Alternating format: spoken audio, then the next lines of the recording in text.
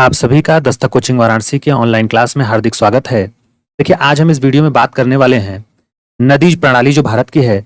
चूंकि आपका एग्जाम देखिए कम ही समय बचा है, ज्यादा समय है नहीं, तो हम क्विक रिवीजन के लिए एक सीरीज बना रहे हैं जिसमें आप चीजों को जो है अच्छे तौर पे जो है रिवीजन कर सकें। और जिन लोगों का तैयार नहीं है वो उसके साथ तैयार भी कर लेंगे। कम समय में ज्यादा गुणवत्ता युक्त चीजों को आप जो है ग्रहण कर सकते हैं।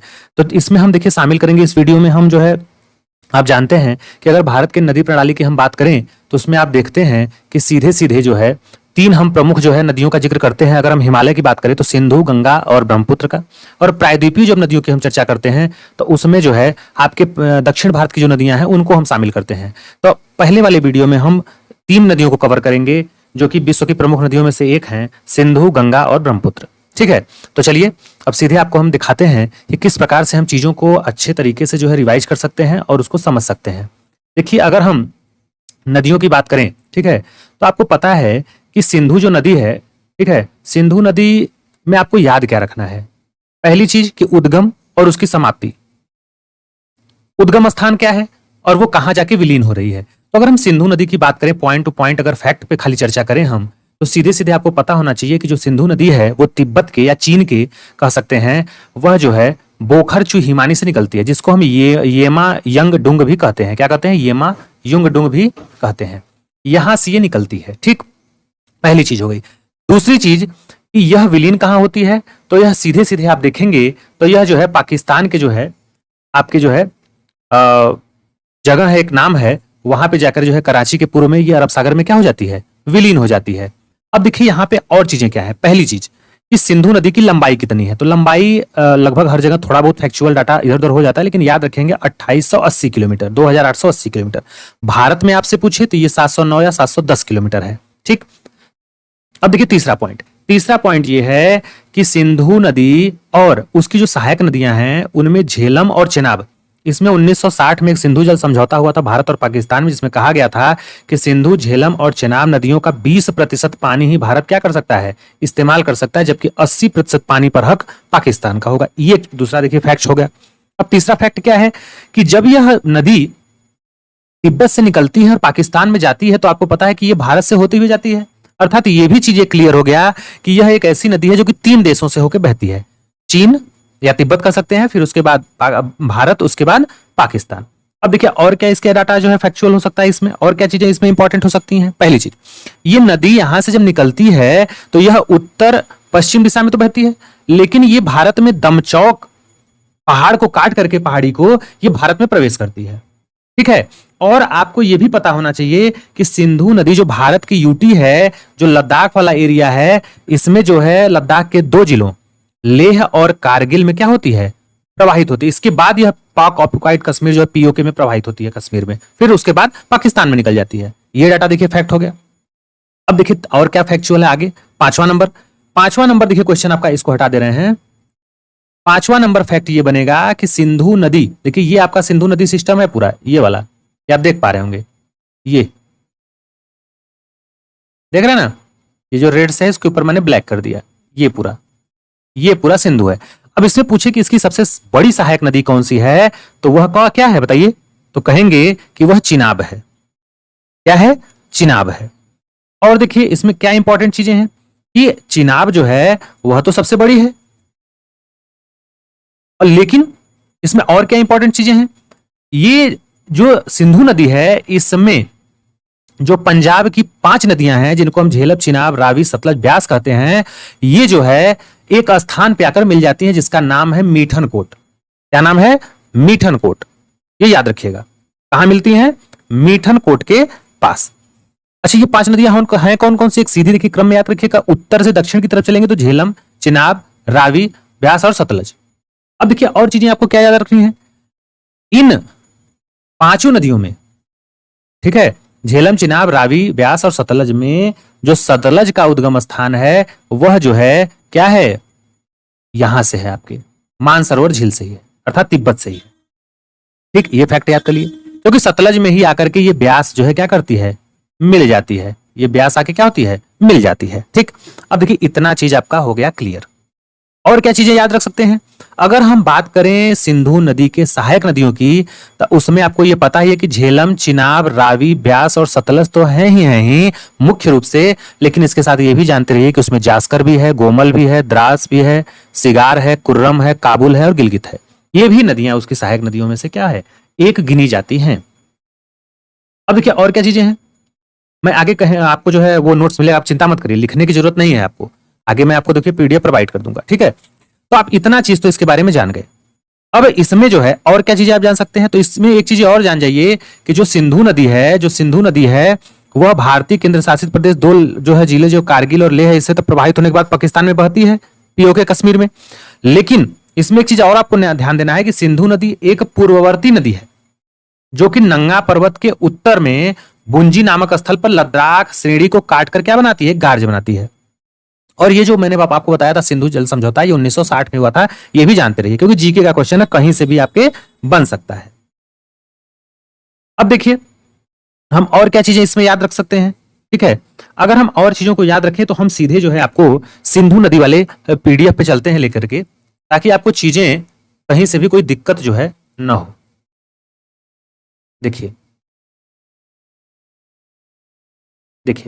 जब हम ये ड्रेन सिस्टम जो हमारा इंडिया का है, नदी प्रणाली है, अगर इसको हम देखें तो इसमें आप देखते हैं सीधे सीधे कि इसमें होता क्या है कि इसको दो भागों में हम डिवाइड कर देते हैं सीधे सीधे। पहली बार कि हिमालय की नदियां और दूसरा प्रायद्वीप की नदियां। हिमालय की नदियां क्या होती हैं कि वो सदानीरा होती हैं भाई। जो हिमालय की नदियां हैं उनका प्रमुख स्रोत क्या है, ग्लेशियर है, बर्फ है, वहां से बहती रहती हैं और नदियां सदानीरा रहती हैं। लेकिन जो प्रायद्वीपीय नदियां होती हैं, जो दक्षिण भारत की नदियां होती हैं ये वाले एरिया में, ये वर्षा पे निर्भर करती हैं। तो हम पढ़ रहे हैं इस समय हिमालय की नदियों को, तो हिमालय नदियों को भी हम तीन डिवाइड कर देते हैं, एक सिंधु है, फिर गंगा और फिर ब्रह्मपुत्र। अब यहां पे आप देख रहे हैं स्पष्ट रूप से सीधे सीधे कि हिमालय की नदियों में और प्रायद्वीपीय नदियों में अंतर क्या है, ये आप पढ़ लेंगे, ठीक। अब आगे देखिए, आगे जब हम चलेंगे, स्क्रीनशॉट भी ले सकते हैं आपका, इसका पीडीएफ तो हालांकि टेलीग्राम पे है ही। तो वही मैं बता रहा था कि तीन नदियों का जिक्र तो है ही, सिंधु, गंगा, ब्रह्मपुत्र में। तो सिंधु जब हम पढ़ रहे हैं तो आपको सीधे सीधे स्पष्ट होना चाहिए कि सिंधु की सहायक नदियों में झेलम है, चिनाब है, रावी है, ब्यास है, सतलज है, जास्कर है, कोमल है, द्रास, सिगार, कुर्रम, काबुल और गिलगित। और सिंधु नदी तंत्र में जो है सिंधु नदी क्या है, सबसे बड़ी नदी प्रणाली है। और इसका उद्गम मैंने बताया तिब्बत में मानसरोवर झील के निकट जो है येमा यंगडोंग जो है बोखर चुहिमानी से होता है। ये उत्तर पश्चिम दिशा में बहती है और हिमालय को पर्वत को काट करके दमचौक के निकट जो है भारत में क्या करती है, प्रवेश करती है। और चीजें देखिए क्या इंपॉर्टेंट है, सिंधु एक पूर्ववर्ती नदी है जो नंगा पर्वत के उत्तर में बुंजी नामक स्थान पर जो है लद्दाख श्रेणी को काटकर एक गहरे गार्ज का क्या करती है, निर्माण करती है। यह विश्व की बड़ी नदियों में से क्या है, एक है। इसकी अगर कुल लंबाई की बात की जाए तो 2880 किलोमीटर है, और इसकी भारत में कुल लंबाई पूछी जाए आपसे तो 709 किलोमीटर आप बताएंगे। सिंधु जल संधि के अंतर्गत भारत इसकी विसर्जन क्षमता का, विसर्जन जो निकालता है, जो बाहर जाता है, 20% जल ही क्या कर सकता है, उपयोग कर सकता है। ये आप देख सकते हैं मैप में, मैंने उसमें भी आपको मैप में बताया था। ये पूरा आपका जो है सिंधु नदी का ये जो ड्रेन सिस्टम है, ठीक है, ये पूरा, इसमें आप देख रहे हैं कि ये सतलज है, ये सतलज है, और सतलज में आकर के यहाँ पे ब्यास मिलती है, ठीक है। और ये देखिए आपका रावी है, ये रावी वाला एरिया है, ये चिनाब है और ये झेलम है, ठीक है। और ये मीठन कोट के पास ये जाकर के जो है तीनों नदियां क्या करती हैं, ये पांचों नदियां सिंधु में जाके क्या करती हैं, मिल जाती हैं, ठीक। अब देखिए आगे इसमें क्या है, सबसे बड़ी चीज ये है कि सिंधु नदी बाईं ओर से मिलने वाली नदियों में, अगर सिंधु नदी में हम बात करें, देखिए चूंकि सिंधु नदी ऐसे बह रही है तो ये इस तरफ बह रही है, तो इधर से जो है अगर हम बहने वाले नदियों की बात करें तो इस साइड से होगा। एक सेकेंड रुकिए, तो इसको इधर कर दें, देखिए, हाँ, अगर ये इस तरह से बह रही है तो ये आपका इनका जो है क्या हो जाएगा, लेफ्ट हो जाएगा, और ये क्या हो जाएगा, राइट हो जाएगा। तो बाईं तरफ से कौन कौन सी नदियां मिलती हैं, माने इस तरफ से सिंधु में, ये आपको जो है मैं बता रहा हूं क्या क्या है। देखिए सतलज है, ब्यास है, रावी है, चिनाब है, झेलम है, जास्कर है, सोहन है, स्याक है, सिगार है। और दाईं ओर से बात करें इस तरफ से, ठीक है, तो जब इस तरफ से हम चर्चा करेंगे दाहिने साइड से, तो आप देखेंगे कि ये जो है आपके श्योक नदी है, काबुल है, कुर्रम है, तोमी है, गोमल है और गिलगित नदियां हैं। और आपको याद रखना है कि यह चिल्लास के निकट पाकिस्तान में क्या करती है, प्रवेश करती है। पाकिस्तान में किस स्थान से प्रवेश करती है पाकिस्तान में पहली बार, तो याद रखिएगा चिल्लास, या चिल्लाने से याद रख सकते हैं, ठीक है, कि वो पाकिस्तान में नहीं जाना चाहती है, तो चिल्लास के निकट। पाकिस्तान में जो मीठन कोट है, इसके नीचे ही जो है, आप बताए हैं आपको हम कि मीठन कोट के पास ही जो 5 नदियां हैं पंजाब की, सतलज, ब्यास, चिनाब, रावी और झेलम, इनको जो संयुक्त धारा है, संयुक्त धारा कहने का मतलब कि एक तो ये आप ये देखें कि ये आपका सिंधु नदी प्रणाली है ही, लेकिन इसी में आप देखेंगे तो ये नदियां जो है आकर के क्या है, ये सब इसमें शाखा के रूप में एक बन करके जो है ये मीठन कोट के पास क्या है, मिली हुई है। और होता क्या है कि यह कराची जो है पाकिस्तान के पूर्व में अरब सागर में जाके मिल जाती है। अब देखिए, अगर हम झेलम नदी की बात करें जो कि सिंधु नदी की सहायक नदी है, तो झेलम के बारे में क्या क्या पॉइंट आप नोट कर सकते हैं। झेलम नदी जो है सिंधु की सहायक नदी है और यह वेरीनाग कश्मीर के निकट शेषनाग झील से निकलती है, पहला पॉइंट। दूसरा पॉइंट, श्रीनगर के निकट वूलर झील से प्रभावित होने के बाद यह सकरे गार्ज से होकर पाकिस्तान में क्या करती है, पहुंचती है। पाकिस्तान में यह चिनाब नदी में क्या होती है, मिल जाती है। अतः चिनाब नदी की भी यह क्या है, एक सहायक नदी है झेलम। झेलम नदी लगभग 170 किलोमीटर जो कि भारत पाक सीमा में क्या करती है, एक सीमा बनाती है, एक बाउंड्री की बात जो है करती है। झेलम नदी की बात की जाए तो यह जम्मू कश्मीर में इस पर जो है तुलबुल परियोजना और उरी परियोजना चलाई जा रही है। झेलम नदी पर अगर आपसे पूछा जाए परियोजना का जिक्र तो तुलबुल और उरी परियोजना याद रखिएगा। अब बात करते हैं चिनाब नदी की। देखिए, चिनाब नदी की बात करें तो चिनाब चंद्र और भागा नामक 2 सरिताओं के मिलने से बनता है। कहने का मतलब अगर अगर ये धारा अगर चिनाब है, ठीक है, तो चिनाब किससे किससे मिलकर बन रहा है, तो चंद्र और भागा, ठीक है, 2 सरिताओं को मिलने से जो है यहां से चिनाब बनती है। और ये दोनों सरिताएं कहां मिलती हैं, केलांग के निकट जो है तंडी में। ये कहां मिलती हैं, केलांग के तंडी में। आपका कोई भी क्वेश्चन देखिए इससे बाहर नहीं जाएगा। और क्या है, यह सम्मिलित धारा चंद्रभागा के नाम से हिमाचल प्रदेश में जो है उत्तर पश्चिम दिशा में बहती है और जम्मू कश्मीर में चिनाब नाम से क्या करती है, ये प्रवेश करती है। ठीक है, हिमाचल प्रदेश में बहती है चंद्रभागा के नाम से, और जब उत्तर पश्चिम दिशा में बहती है और जम्मू कश्मीर में प्रवेश करती है तो चिनाब नाम ये इसका हो जाता है। ठीक, और क्या याद रखेंगे, चिनाब नदी को झेलम और रावी नदियों से क्या होता है, जल प्राप्त होता है। ठीक, और क्या चीजें हैं, चिनाब जो है सिंधु नदी की सबसे बड़ी सहायक नदी है। ये मोस्ट इंपॉर्टेंट आप याद रखिएगा पॉइंट। ठीक, आगे देखिए क्या इंपॉर्टेंट है। चिनाब नदी पर ही निर्मित जो प्रमुख जल परियोजनाएं हैं, जिनमें सलाल परियोजना देखी है चिनाब नदी पे, बलिहार जो है परियोजना है, ठीक, बलिहार परियोजना है, फिर उसके बाद दुलहस्ती परियोजना है। ठीक, अब रावी नदी की बात कर लेते हैं। चल क्यों नहीं रहा है भाई,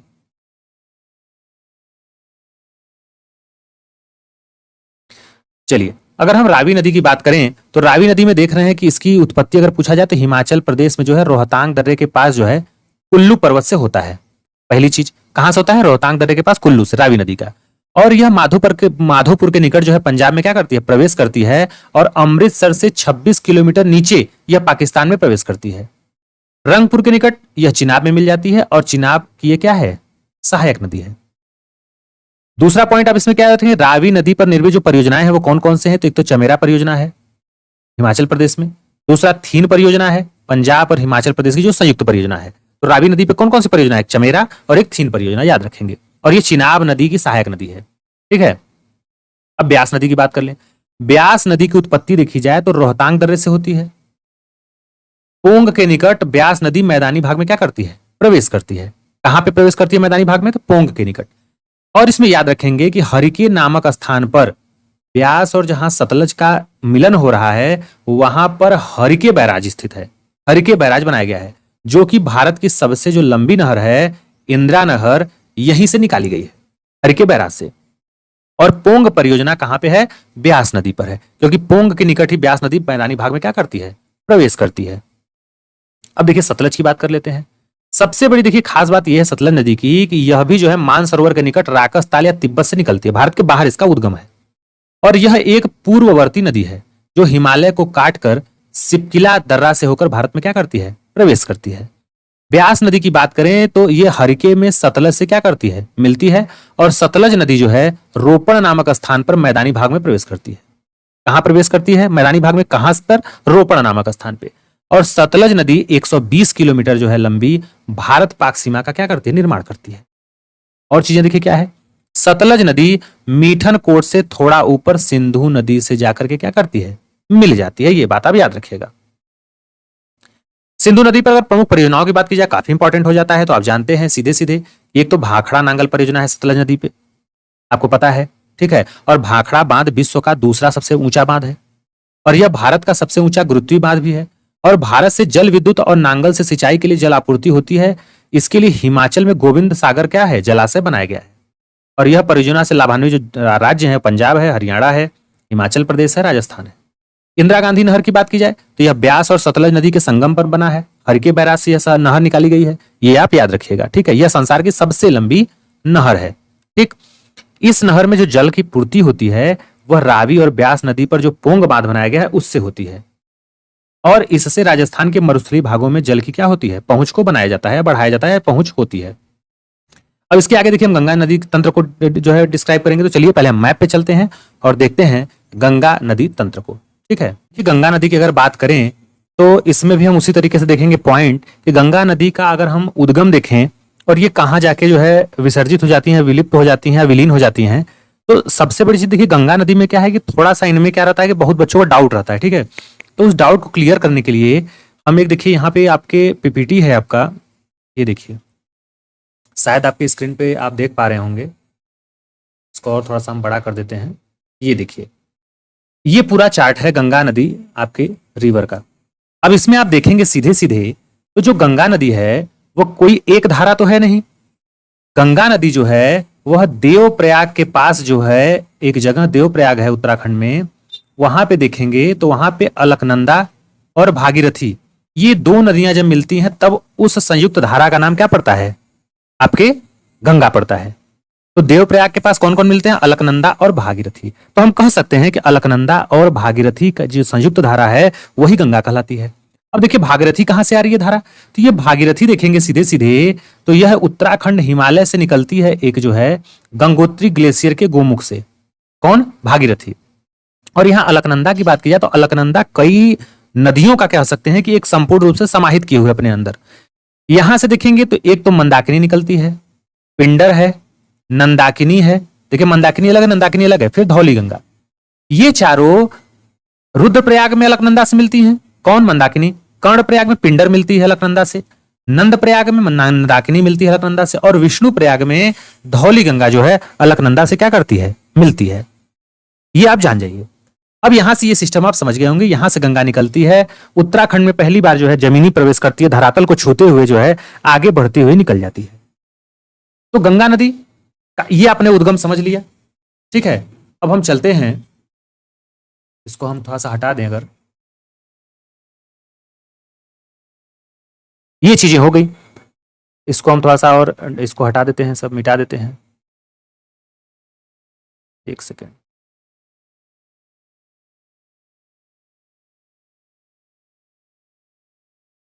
ठीक। अब उद्गम आप समझ गए, आई होप। अब देखिए आपको पता है कि बंगाल की खाड़ी में जो है गंगा नदी जाके गिर जाती है, ये भी आपको क्लियर है, उद्गम और विलीन। अब देखिए और चीजें क्या एग्जाम की दृष्टि से इंपॉर्टेंट है। अब देखिए अगर एग्जाम की दृष्टि से देखा जाए तो यहाँ पे सीधे सीधे देख रहे हैं कि ये गंगा नदी है, गंगा नदी का पूरा सिस्टम है। और यहाँ पे आप सीधे सीधे जब देखेंगे तो गंगा नदी जब चलती है तो गंगा नदी सीधे जा करके जो है बंगाल की खाड़ी में जब गिरती है तो उसमें कई अनेकों सहायक नदियां हैं। इन सहायक नदियों से ही क्वेश्चन आपसे बार बार पूछा जाता है। अगर हम गंगा नदी की बात करें तो गंगा नदी की बहुत सी सहायक नदियां हैं जो दाएं और बाएं तट से आकर गंगा में क्या करती हैं, मिलती हैं। तो इसको हम एक पीपीटी के माध्यम से भी आपको देखिए दिखा देते हैं सीधे सीधे, ताकि चीजें आपको बेहतर ढंग से समझ में आए। अब देखिए यहाँ पे आप देख पा रहे होंगे सीधे सीधे, अगर हम बात करें, इसको हम थोड़ा सा कम कर देते हैं, अब सही है। ये देख रहे हैं कि सीधे सीधे अगर हम इस गंगा नदी सिस्टम के मुख्य धारा को ये माने, आप स्क्रीन पे देख पा रहे होंगे, ठीक है। ये चीजें यहाँ पे देखिए दो नदियों में विभाजित हो जाता है गंगा नदी। अब देखिए यहाँ पे सीधे सीधे आप देख रहे हैं कि जो गंगा नदी है इसमें अब बायां कौन होगा, दाहिना कौन होगा, तो चूंकि इस दिशा में बह रही है गंगा नदी, ठीक है, इस नदी में बह रही है तो ये इसका राइट हो जाएगा और ये इसका लेफ्ट हो जाएगा, होगा कि नहीं होगा, कहेंगे हाँ। तो बाईं तरफ से देखेंगे तो एक तो पहले नंबर पे रामगंगा नदी निकल के इसमें मिलती है, रामगंगा। फिर और देखेंगे इसमें तो इसमें जो है एक तो गोमती नदी आके मिलती है, फिर घाघरा है, फिर गंडक है, फिर कोसी है। ये सब बाएं से आके मिलने वाली जो है इसकी सहायक नदियां हैं। दाहिने तरफ से बात की जाए तो सबसे बड़ा क्वेश्चन यही हो जाता है कि जो यमुना नदी है जो इलाहाबाद में आकर के जो है मिलती है गंगा से, वह इसकी सबसे बड़ी सहायक नदी है जो दाहिने तरफ से मिलती है। और यमुना की ही सहायक नदी काली है जो यमुना से दाहिने तरफ से आके मिलती है। ये चीज क्लियर हो गया, ठीक। अब देखिए और चीजें क्या है, और देखेंगे तो इसमें दाहिनी तरफ से गंगा में मिलती है सोन नदी और तमसा नदी, ठीक है। लेकिन ये जो यमुना नदी है, इस यमुना नदी की बहुत सारी सहायक नदियां, जैसे काली नदी आप देखिए, फिर इसमें भी आप देखेंगे तो इसमें चंबल, बेतवा, केन है, ये भी यमुना की सहायक नदियां हैं। तो ये सब आप आई होप आप चीजों को देख रहे होंगे। अब देखिए, आपको अगर एक डाटा की बात करें तो देवप्रयाग के पास जो है आप देखेंगे तो ये आवाज देखिए थोड़ा सा शोर हो रहा है, थोड़ा सा हम रोक देते हैं वीडियो को, ठीक है। चलिए, तो मैं वही कह रहा था आपसे कि यहां पे सीधे सीधे देखेंगे तो जो गंगा नदी है ये देवप्रयाग में कहलाती है, ये आपको पता ही है। फिर उसके बाद कन्नौज में आके इसमें रामगंगा मिल जाती है, इलाहाबाद के पास यमुना मिल जाती है, गाजीपुर के पास गोमती आके मिल जाती है, छपरा के पास घाघरा, और पटना के पास सोन नदी, हाजीपुर के पास गंडक नदी, और भागलपुर के पास जो है बिहार के कोसी नदी, और मालदा के पास इसमें आकर के महानंदा नदी क्या होती है, मिल जाती है। इतना चीज आपको आई होप क्लियर हो गया होगा। अब इसको हम हटा देते हैं, ठीक, इसको हम हटा देते हैं।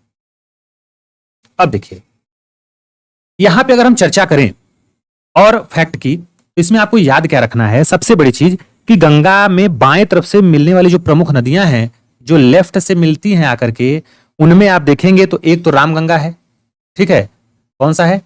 रामगंगा। देखिए पीडीएफ में आपको मिलेगा, चिंता मत करिए, पीपीटी में दिखा दूंगा। रामगंगा है, गोमती है, घाघरा है, गंडक है, बूढ़ी गंगा है, कोसी है, महानंदा है और ब्रह्मपुत्र, ये सब बाएं से आके मिलती हैं।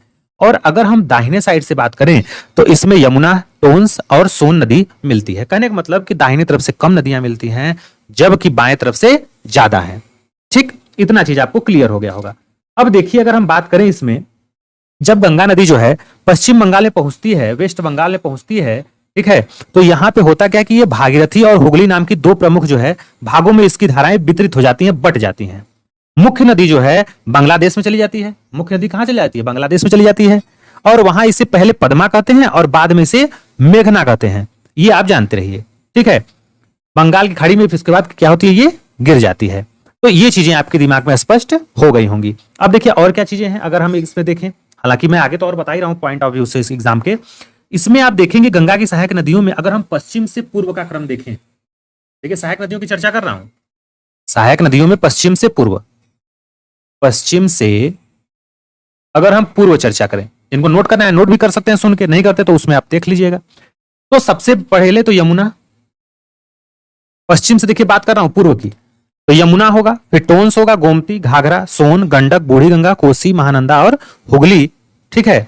इतना आप जान जाइए। अब देखिए चलते हैं सीधे हम आपको लेके फैक्ट पे, चलिए सीधे आपको फैक्ट पे ले चलते हैं, जो नोट्स है सीधे सीधे। देखिए, अगर हम गंगा नदी तंत्र की बात करें तो मैंने आपसे बोला भी था कि इसका उद्गम जो है कहां से होता है, तो यह उत्तर काशी के जो है निकट, जो है गोमुख के निकट गंगोत्री हिमनद से हुआ है। पहला फैक्ट, ये भागीरथी नाम से जानी जाती थी। उसके बाद इसी प्रदेश में बहने वाली जो अलकनंदा, जो इसकी एक पूर्वोत्तर नदी है, वह हिमालय को काटकर सकरे गार्ज का निर्माण करती है, और देवप्रयाग में भागीरथी और अलकनंदा नदियां मिलती हैं, और यहीं पे दोनों की धारा गंगा कहलाती है, ये आपको मैंने बताया था। पॉइंट अगला है कि अलकनंदा नदी का जो उद्गम स्थल सतोपथ हिमानी है, यह जो है अलकनंदा से कर्णप्रयाग में पिंडार नदी में क्या होती है, मिल जाती है। अलकनंदा के दाहिने तट पर रुद्रप्रयाग के निकट जो है मंदाकिनी नदी क्या होती है, मिल जाती है। और क्या चीजें हैं, मैंने आपको बताया कि हरिद्वार के निकट जो है गंगा नदी पहली बार मैदान में क्या करती है, प्रवेश करती है, पहाड़ों से हटके। यमुना नदी जो कि इसकी सबसे बड़ी सहायक नदी है, प्रयागराज में गंगा से मिलती है। जब फरक्का से आगे नदी जो है बांग्लादेश में पहुंचती है तो पद्मा नाम से जानी जाती है गंगा नदी, ठीक है, बांग्लादेश में। आगे क्या है, पश्चिम बंगाल में गंगा, भागीरथी जो है, हुगली, पश्चिम बंगाल में क्या है, गंगा जो है, भागीरथी और हुगली, एवं बांग्लादेश में पद्मा, मेघना के नाम से अलग अलग धाराओं में क्या होती है, ये बंट जाती है। गोलुंडा में जमुना के रूप में ब्रह्मपुत्र नदी गंगा में क्या करती है, मिलती है, ये भी फैक्ट आप जानते रहिए। ये देख रहे हैं आप, इसका मानचित्र है। अब आगे है कि जब गंगा नदी पश्चिम बंगाल में पहुंचती है तो भागीरथी और हुगली नाम की दो प्रमुख वितरिताओं में बढ़ जाती है, और मुख्य नदी बांग्लादेश में चली जाती है, जहां वह पहले पद्मा और बाद में मेघना नाम से क्या करती है, बंगाल की खाड़ी में गिर जाती है। अब देखिए यहाँ पे गंगा नदी की सहायक नदियों का संगम है। अगर बात की जाए, यहाँ पे नदी है अलकनंदा, और ये कहाँ पे, देवप्रयाग के पास जो है क्या होती है, मिल जाती है। रामगंगा जो मैंने बताया कन्नौज के पास मिल जाती है, यमुना प्रयागराज के पास, गोमती गाजीपुर में, घाघरा छपरा में, सोन नदी की बात की जाए तो ये पटना के पास, गंडक की बात की जाए तो ये हाजीपुर में है कि नहीं, कोसी की बात की जाए तो भागलपुर में, महानंदा की बात की जाए तो मालदा में। अब देखिए ये पंचप्रयाग, पंचप्रयाग है, 5 नाम से ये प्रयाग है, देवप्रयाग, रुद्रप्रयाग, कर्णप्रयाग, नंदप्रयाग और विष्णुप्रयाग। तो ये किसका किसका संगम है? देवप्रयाग में भागीरथी और अलकनंदा मिलते हैं, रुद्रप्रयाग में अलकनंदा और मंदाकिनी मिलते हैं।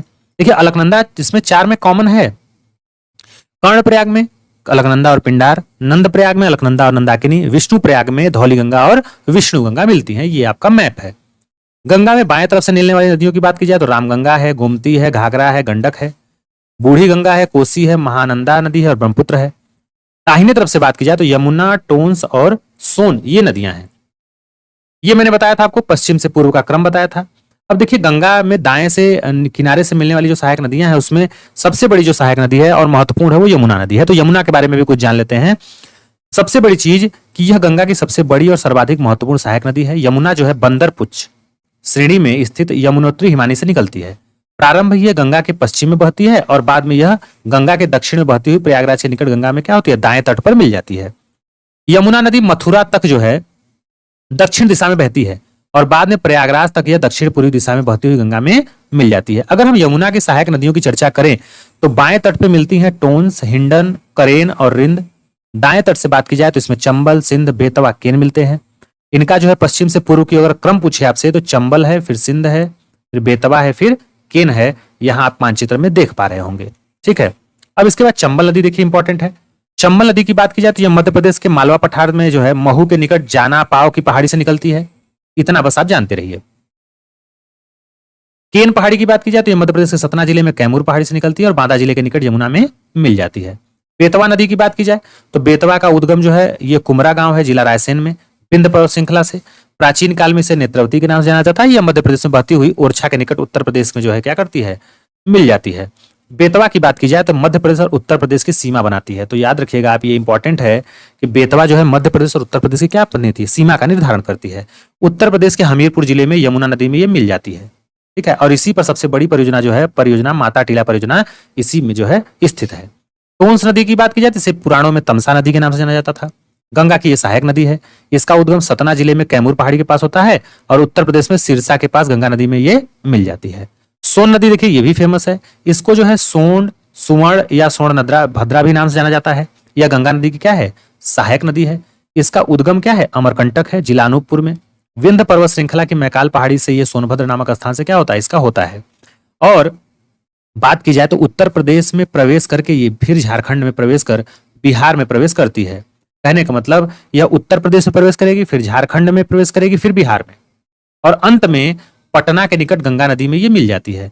इस प्रकार इस पर निर्मित जो प्रमुख परियोजनाएं हैं उसमें एक तो बाण सागर परियोजना है, ठीक है, सोन नदी पर। यह मध्य प्रदेश और उत्तर प्रदेश और बिहार की एक संयुक्त परियोजना है। ठीक है, ये जान जाइएगा।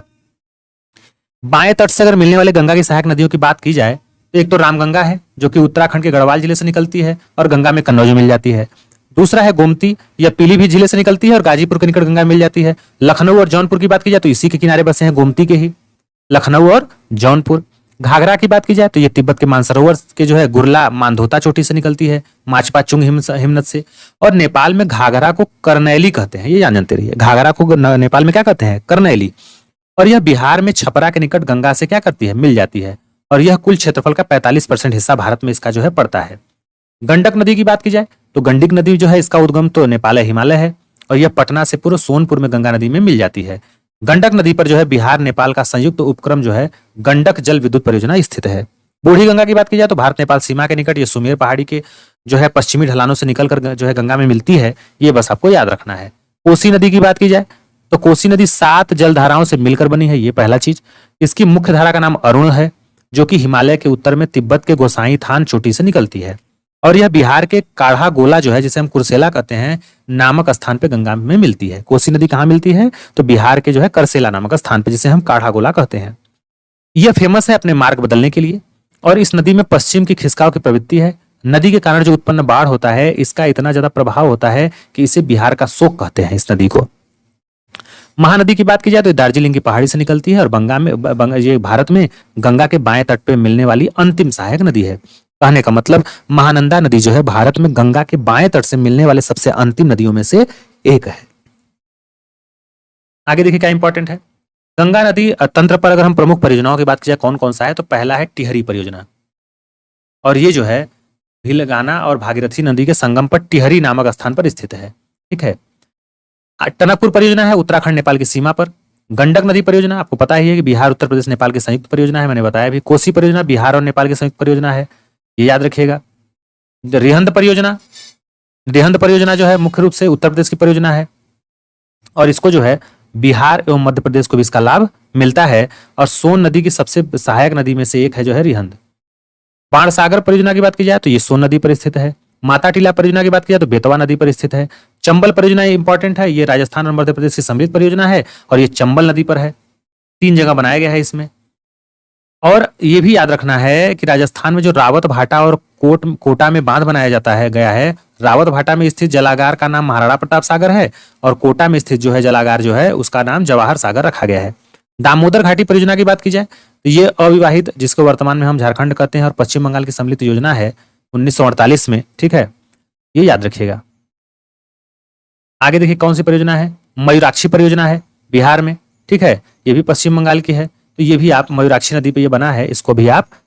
चलिए अब हम चलते हैं सीधे जो है ब्रह्मपुत्र नदी प्रणाली की तरफ और देखते हैं कि ब्रह्मपुत्र नदियों से हमारे क्या क्या क्वेश्चन जो है एग्जाम में बन सकते हैं। देखिए ब्रह्मपुत्र नदी जैसा कि आप मैप में देख पा रहे होंगे, सीधे सीधे अगर ब्रह्मपुत्र नदी की बात की जाए तो पहला फैक्ट यही रहता है कि इसका उद्गम कहाँ से है। तो आप याद रखिएगा ये हिमालय के उत्तर में जो मानसरोवर झील है, जिसमें अधिकतम जो है देखेंगे आप नदियों का उद्गम स्थान है, वहीं से कांगस्यू जो है झील है, वहीं से इसका उद्गम स्थान है। तिब्बत में से सांगपो के नाम से जाना जाता है, ये आपको पता है।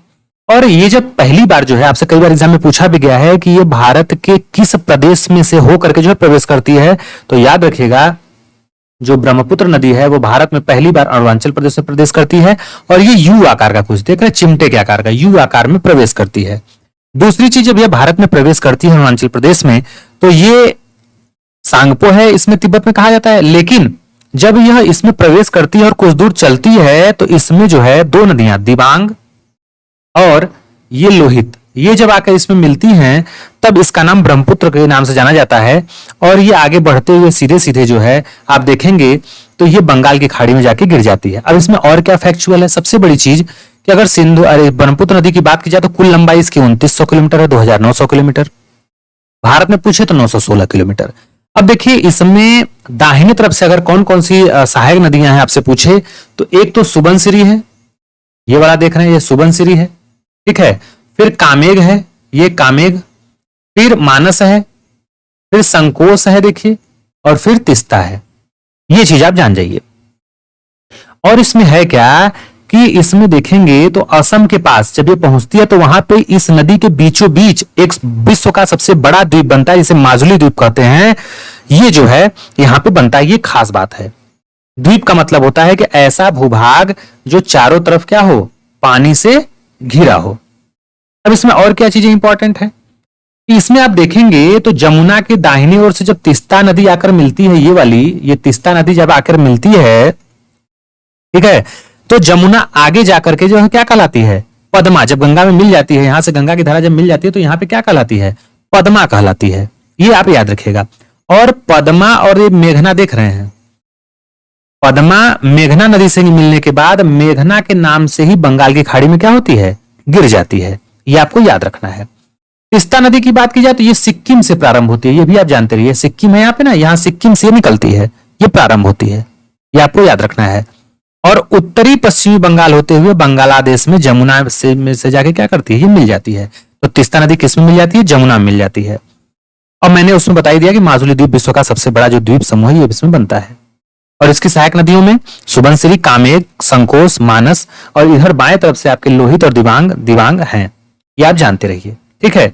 अब चलिए आपको सीधे नोट्स की तरफ ले चलते हैं और देखते हैं क्या चीजें इसमें इंपॉर्टेंट है। अगर हम और चीजों की इसमें चर्चा करें, अगर हम सीधे सीधे, तो आप पाएंगे यहां पे देखिए इसका उद्गम सीधे सीधे दिया है कि इसका उद्गम जो है सीधे सीधे मानसरोवर झील से जो है निकट जो है कांगस्यू झील के ठीक दक्षिण में स्थित है कैलाश श्रेणी, और उसी के एक हिमानी से निकलती है। सियांग और फिर दिहांग के नाम से ये भारत में प्रवेश करती है और कुछ दूर दक्षिण पश्चिम दिशा में बहने के बाद इसमें जो 2 प्रमुख सहायक नदियां इसकी दिबांग और लोहित हैं, ये बाएं तरफ से आके मिल जाती हैं और इसके बाद इसका नाम ब्रह्मपुत्र हो जाता है या उसके नाम से जाना जाता है। अगर इसके सहायक नदियों की चर्चा करें तो सुबनसिरी, कामेग, संकोच और मानस नदियां हैं। इसका आप स्क्रीनशॉट ले सकते हैं। और ज्यादा अगर आपको सुविधा चाहिए तो आप टेलीग्राम में जो है आप लिंक दिया है, आपके अबाउट सेक्शन में भी जा सकते हैं और दस्तक कोचिंग वाराणसी टेलीग्राम पे सर्च भी कर सकते हैं। उसमें भी आप इसमें जाके पीडीएफ पूरा जो है आप आ जाएंगे जियोग्राफी का। ब्रह्मपुत्र नदी की कुल लंबाई बात की जाए तो 2900, जैसे मैंने बताया, 916 भारत में है। धुबरी और गोलपाडा के निकट ब्रह्मपुत्र बांग्लादेश में क्या करती है, प्रवेश करती है। अगर आपसे पूछे कि ब्रह्मपुत्र नदी बांग्लादेश में कहां पे प्रवेश करती है, तो धुबरी और गोलपाडा के जगह जो है स्थान पे। बांग्लादेश में ब्रह्मपुत्र का नाम क्या है, जमुना है, ये आप जानते रहिए। जैसे कि आप जानते हैं कि तिब्बत में सांगपो नाम से इसे जाना जाता है। जमुना के दाहिनी ओर से तिस्ता नदी आकर मिलती है और ये जाकर जो है पद्मा नदी जो है गंगा में मिल जाती है। ये चीजें मैंने आपको पूरा बता दिया था, ये पूरा आप ड्रेन सिस्टम देख रहे हैं। अब इसमें कुछ देखिए ब्रह्मपुत्र नदी से जुड़ी भारत की नदी घाटी परियोजनाएं हैं। जैसे देखेंगे तो एक रंगा नदी जल विद्युत परियोजना है अरुणाचल प्रदेश में, पाकी जल विद्युत परियोजना है अरुणाचल प्रदेश में, कोपली जल विद्युत परियोजना असम में है, दोयांग जल परियोजना नागालैंड में है, लोकटक जल विद्युत परियोजना मणिपुर पर है, पिपाई मुख जल विद्युत परियोजना मणिपुर में है, कालेश्वरी जल विद्युत परियोजना आपसे पूछे तो मिजोरम में है, तुईवाई अगर जल विद्युत परियोजना पूछे तो मिजोरम में है, और रंगीत जल विद्युत परियोजना कहाँ पे है, सिक्किम में है। तो तिस्ता नदी में मैंने आपको खास बताया कि सिक्किम से ही निकलती है। तो ये सब चीजें आपके एग्जाम की दृष्टि से काफी इंपॉर्टेंट है। लास्ट में आपसे यही कहना चाहता हूं कि अगर आपका कोई सुझाव हो तो कमेंट बॉक्स में जरूर दीजिएगा, उसमें सुधार किया जाएगा। और अगर आपको वीडियो पसंद आए तो लाइक शेयर सब्सक्राइब करना मत भूलिएगा, ठीक है। तो चलिए मिलते हैं नेक्स्ट वीडियो में नए टॉपिक के साथ। इसमें आपको तीनों जो है मुख्य रूप से जो आपके हिमालय की नदियां थी, सदानीरा जो है, गंगा, ब्रह्मपुत्र और सिंधु को हमने कवर किया है। तो आज के लिए बस इतना ही, मिलेंगे नेक्स्ट वीडियो में। तब तक के लिए जय हिंद, जय भारत।